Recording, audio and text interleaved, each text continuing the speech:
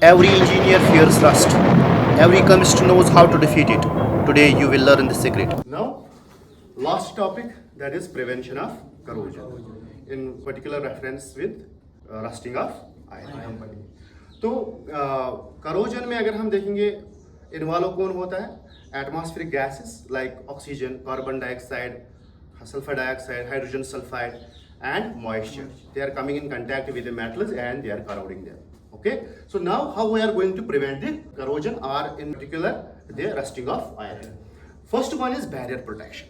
Barrier protection में हम क्या करते हैं? Barrier protection में हम एक thin layer of oil या grease apply करते हैं on the surface of what? On the surface of the iron.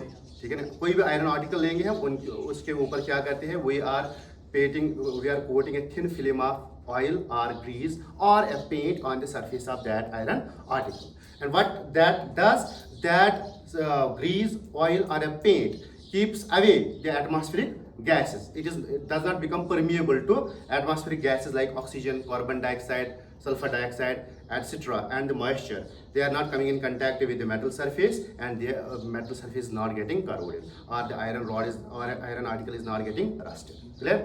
इसमें one more point हमारा है barrier protection में electroplating. Electroplating भी हम करते हैं, तो उसमें हम क्या करते हैं, आयरन को कवर अप करते हैं with some more active metal like zinc. ठीक है. सो this is the barrier protection. Barrier protection क्या होता है? अगर हम बैरियर का नाम सुनेंगे, barrier protection means that it makes a barrier between the atmospheric gases and the moisture and the surface of the iron article. Clear?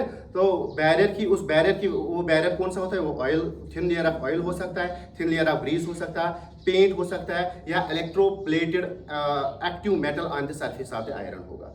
So that is a barrier protection. इसका एक बड़ा नुकसान है इस बैरियर प्रोटेक्शन का कि अगर कहीं पे हमने पेंट या ऑयल या ग्रीस लगाया होगा, जैसे कि ग्रिल्स में हम देखते हैं, अगर कहीं जगह पे थोड़ा बहुत भी स्क्रैच होगा, उस स्क्रैच जो है उसके नीचे से रस्टिंग जो है that x tends on, it moves on, the rusting moves on. ठीक है. यानी अगर एक जगह भी स्क्रैच लग गया, वो रस्टिंग जो है इनवेरिएबली एक्सटेंड होती है उस पेंट या ग्रीस के नीचे से इजीली, एंड वो पूरे मेटल को करोड कर सकती है. That is the advantage of this. इसलिए जब भी पेंट, ऑयल या ग्रीस हमें अप्लाई करना होगा, तो we have to keep in mind कि every nook and corner of that iron article is getting painted, oiled और greased. Clear? Number second is sacrificial protection. Sacrificial protection is what? Sacrificial means sacrifice करना. So what we are doing in sacrificial protection, we are taking an iron article. इस iron article को हम a thin layer of coating करते हैं with an active metal. जो ये active metal होता है, active metal is what? Active metal is the one which is more electropositive, which has a more tendency to lose the electrons. So वो active metal क्या करता है? That active metal loses electrons in preference to iron rod. With the result, what happens? उससे क्या होगा? वो जो metal होगा दैट गेट्स कंज्यूम्ड अप, और आयरन जो है, आयरन आर्टिकल जो है वो बच जाएगा from the corrosion, and that is why it's called the sacrificial protection. So why this? Because the active metal sacrifices itself for the protection of iron article. Clear? Got my point? तो और इसकी एक importance क्या है कि अगर कहीं पे स्क्रैच होगा, कोई कहीं पे निक होगा, तो वो स्क्रैच जो है वो वहीं पे लोकलाइज्ड रहेगा, वो रस्टिंग ऑफ आयरन जो है वो एक्सटेंड नहीं होगी उसके नीचे से, it is fixed there only. So this is an advantage of sacrificial protection against the barrier protection. So more thing, अगर हम मोस्ट कॉमन मेटल जो हम कोट करते हैं आयरन को, that is a zinc, and that process is known as galvanization. And उस iron article को जिसके हमने ऊपर जिंक किया है उसको कहते हैं हम गैल्वेनाइज्ड आयरन. तो ये जो गैल्वेनाइज्ड आयरन होता है जिसके ऊपर हमने जिंक कोटिंग की है, तो वो हमेशा जो है चमकीला रहता है. It glitters always, most of the time it glitters. तो क्यों होता है ऐसा? Because of the formation of basic zinc carbonate. मैंने यहाँ पे लिखा है कि एक बेसिक जिंक कार्बोनेट बनता है. तो ये बेसिक जिंक कार्बोनेट जो है एक इनसॉल्युबल फिल्म बनाता है on the surface of the metal, and that prevents further what? Oxidation of the iron, and moreover further oxidation of the zinc also. Clear? Now comes the cathodic protection and electrical protection. ये electrical protection जो है ये कहाँ पे हम करते हैं?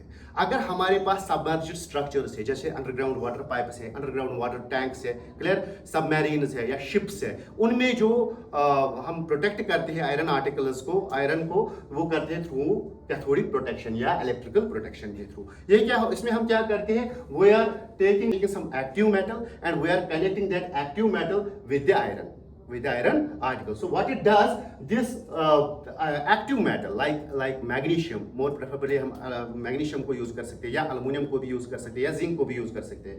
This active metal is acting as an anode and it will lose electrons, and these electrons will be picked up by this iron which is acting as a cathode, and those electrons are provided to the H positive ions and the oxygen, and it gets this oxygen is getting reduced to water, so means that iron यहाँ पे protect होता है, ठीक है। And this is, हम ऐसे भी कह सकते हैं, this is another method of sacrificial protection but in terms of cathodic protection, clear? तो यहाँ पे ये clear हो गया, समझ में आए? So now last one is use of anti-rust solutions.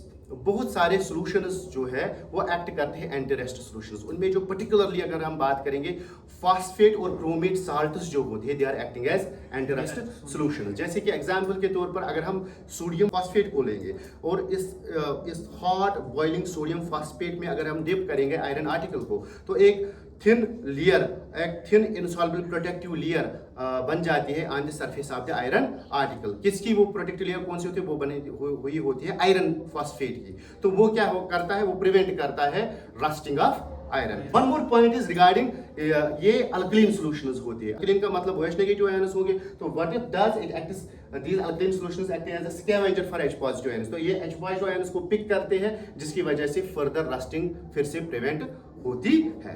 That is how this use of the anti-rust solutions they prevent the rusting of iron।